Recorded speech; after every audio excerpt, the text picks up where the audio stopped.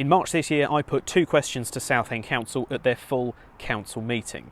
One of my questions was about electric vehicle charging infrastructure and how Southend Council is abjectly failing to install sufficient EV charging infrastructure across the city.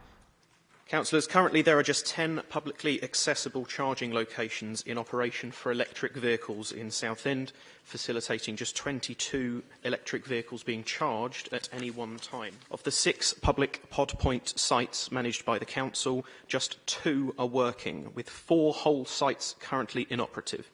This is simply insufficient to facilitate this rising electric vehicle ownership across the city. It won't surprise you to hear that the electrification of road vehicles is going to be one of the biggest transit changes in our lifetimes. And so putting in the infrastructure before demand explodes is a sensible idea to anyone that actually thinks about it for more than 20 seconds. I will also preface this with the fact that EVs aren't the silver bullet. I want public transport so accessible, dependable and affordable that it's easier and cheaper to use buses and trains to get around than using cars. But I also recognise that failing to acknowledge that many people will transition to EV ownership, and as such not thinking about how these people will charge their EVs, would be a costly mistake. Specifically, my main points are about how the council's failing to understand the impact EV charging will have on these neighbourhoods, and how it's currently relying on private companies to install these charging points on their own property. My point being, if Southend Council doesn't start thinking about it soon, we'll have a situation whereby EV owners who don't have off-street parking will be forced to run cables from properties across the pavements to the road, which could present a serious risk to pedestrians who are elderly or that have mobility issues. No one wants that, including EV owners. The answer I got from the councillor at that meeting was to be as expected. The Council will be taking an evidence-based approach to the rollout of appropriate EV charging infrastructure in optimal locations that aligns and integrates with the forthcoming local plan and local transport plan 4 that will maximise charging points for residents within the structural parameters of the city, taking a test and trial approach which will take place in parallel to resident engagement and discussions with UKPN to establish a medium-term plan for improving network infrastructure. Now, the first way that Mrs Mulroney was wrong is that she made the inference that to install EV charging stations, you need a serious grid connection. Now, some rapid DC charging kit like this does require a bigger grid connection, and we'll get to that in a sec, but you categorically don't need ranks of 20 rapid DC chargers on every road. We're not asking for that. No one's asking for that. What we need is metered charging connections on the curbside on every road for EV drivers that don't have off-street parking. Metered connections that, if the council put some thought into it, could generate the borough some revenue, all whilst providing a useful service to residents. Now, this kit doesn't have to be big bulky units either. Some boroughs in London are already installing kit that upgrades streetlights into publicly accessible EV chargers using a mains connection that already exists. Other charging technologies use slim bollards that have nothing more complicated than a 3-pin plug socket in them. Hardly Blade Runner level tech this, is it? We have to think, in 20 years' time from now, how many of Southend's residents are going to have EVs that they need to charge? The answer is obviously quite a few.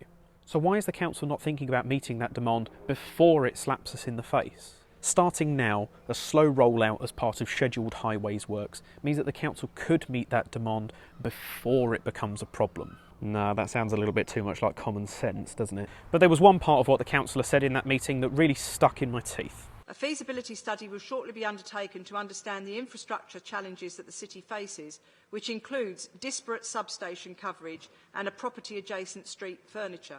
It stuck in my teeth because I knew it was absolute and Southend Council's chief apologist here was probably just repeating some Daily Mail nonsense she'd been told by, let's say, entrenched council officers. Now, if you're going to spout nonsense in the council chamber, make sure there's not a green in the room, because unlike most of this lot, we actually do our homework. So I did exactly that.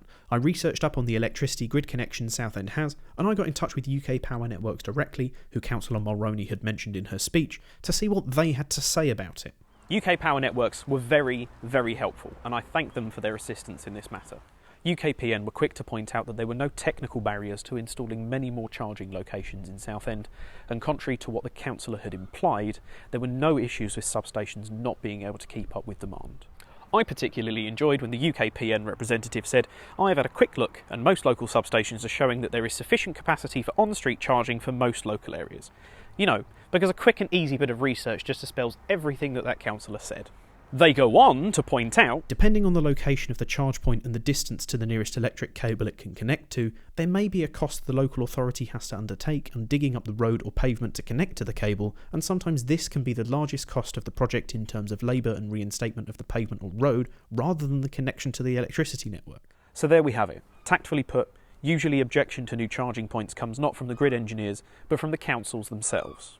UKPN also helpfully gave me access to data regarding every secondary substation in Southend and their capacity and readiness to accept these new DC rapid chargers. I wanted to see just how disparate these substations were and how these old boxes couldn't handle the current draw from big EV chargers placed willy-nilly. Well, there's a lot of them in Southend, 535 of them to be precise. And here's the fun bit.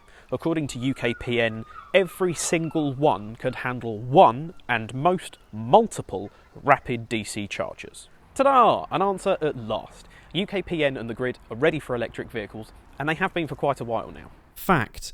Southend's grid can handle at least 535 new rapid DC EV chargers and as many new slow EV chargers as there currently are parking spaces without any amendment to or significant detrimental impact on the grid.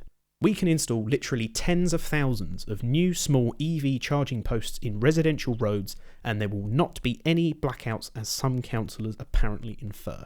Any councillor that says the grid can't handle it is either lying because they don't want EV chargers or they simply don't know what they're talking about. I'll let you decide which is the case here. So to help Southend Council make a more informed decision, I've collated all of this data and have given it to Southend Council and the portfolio holder for them to read over. From now on out, if the council say no to new EV chargers on the curbside, they can't say it's because of the limitations of the grid connection. I'm glad we've put that one to bed. You're welcome. We don't want a backwards-looking city that refuses to keep up with the times. We need to be ready with the technology to be one of the UK's most sustainable cities. Currently, Southend Council are keen to be championing small-scale, surface-level environmental initiatives, but are staying tellingly quiet on the elephants in the room.